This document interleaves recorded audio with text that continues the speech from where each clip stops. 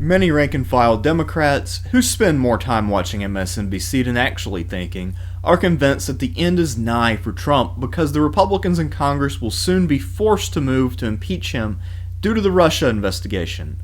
The chances of that actually happening are astronomically low for three reasons that I am about to lay out. First, there are a couple of fatal flaws to the Russia narrative itself, not the least of which is the lack of any decisive proof of treasonous collusion. What little has been revealed has not been sufficient grounds for impeachment, at least not by Trump's own party. More problematic from the perspective of Republican politicians is that there is nothing to be gained politically from ridding themselves of Trump, since the Russia narrative is not something that the majority of Americans care about.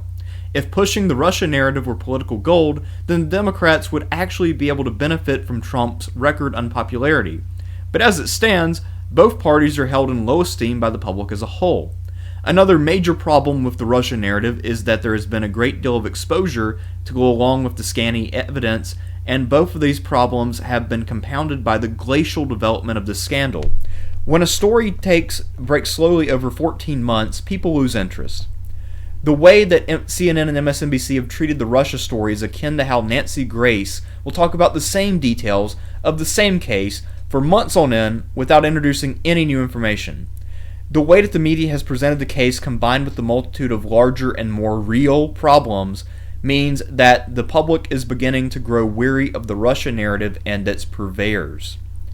The single biggest reason why the Republican Party will not turn on Trump is that even though he is going to be a hard man to share a ballot with, knifing him in the back would be even more electorally costly.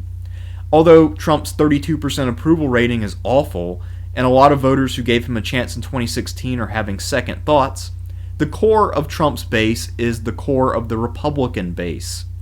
While the media spent a lot of time covering more moderate Republican voters who are on the fence about supporting Trump, or who plan to vote for someone else, the fact remains that Trump won the primary and then received the support of the vast majority of the Republican Party's voters during the general election. The number of dedicated Trump supporters was greater than the number of Republicans who defected or sat out the election. If GOP politicians decided to remove Trump, then they would be at war with their own base. One of the guiding principles of conservatism is to avoid antagonizing the mob with a direct affront. If the Republican base or a huge chunk of it deserted the party, then 2018 and 2020 would go from difficult electoral battles to outright massacres. Since Trump would not bow out gracefully, it is a safe bet that his hardcore believers would come out in strength and possibly resort to violence to defend their orange mascot. Maybe the disenfranchised Trumpites would form a Trump party or flock to an existing right-wing alternative to the Republicans. At any rate, due to the nature of the Republican base, kicking Trump to the curb would do more damage to the GOP than sticking with the deeply unpopular president. But rank-and-file Democrats might object.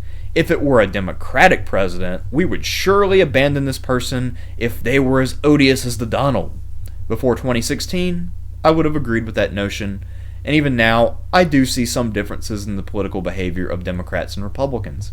That being said, the mindless devotion to Hillary Clinton that some of her more ardent supporters showed, which was devoid of any real substance and was a spot-on, perfect imitation of Republican loyalty to an individual leader. If Hillary Clinton had run a semi-competent campaign and won the White House, I am sure that the Republicans would be throwing every tale from the crypt at her and calling for more Benghazi hearings. If the Republicans managed to find any damning evidence in one of their 573 ongoing investigations, Hillary would not admit wrongdoing because she is just as hubristic as Trump, and her denial would cause her sycophants to flock to social media to defend her to the death. Of course, I would be remiss if I failed to mention that most of the Republican accusations against Hillary Clinton are fantasies worthy of George R.R. Martin. I would be equally remiss if I didn't also observe that Hillary Clinton is a corrupt neoliberal with more shortcomings than strengths, and yet, somehow, Republicans consistently fail to identify the real problems with Hillary. The third reason why the Republicans will not abandon Trump is that he gives them the policy objectives that they desire. Trump has been gutting regulations left and right while appointing a right-wing lunatic to the Supreme Court and passing the largest tax cut for the rich in American history. He may not be getting over with the people as a whole, but he is doing the bidding of his donors very effectively. Paul Ryan is primarily driven by libertarian economic ideology, and he has been able to implement a great deal of that as House Speaker with Trump as president. Why would he want to risk fulfilling his lifelong Randian quest to serve the rich in order to remove a guy who sometimes tweets inappropriate things and who was too stupid to know the intricacies of campaign law? Yeah, exactly. He wouldn't. And neither would any other Republican politician. I will go ahead and make an official prediction about impeachment. There is no chance that a Republican-controlled Congress would ever vote to impeach Trump or actively take measures to remove him from office, such as invoking the 25th Amendment, before November 2018. After that point, it becomes possible, but still unlikely, that Republicans would be willing to turn on Trump prior to 2020. For the Republicans to turn on Trump at all between late 2018 and 2020, 3 conditions would have to be fulfilled. 1. Democrats gain enough seats in the House to push for impeachment hearings. This, of course, would require that they gain a majority in a chamber which is gerrymandered to favor the Republicans and therefore highly unlikely. 2. Enough Republicans would have to decide that the best way to save themselves would be to turn on Trump despite the danger of an angry and alienated base. 3. The party's projected losses would have to be so great that its major donors and grandees would call for a reboot in spite of already passing so many parts of their dream agenda. I really can't see all of these factors aligning neatly at this juncture.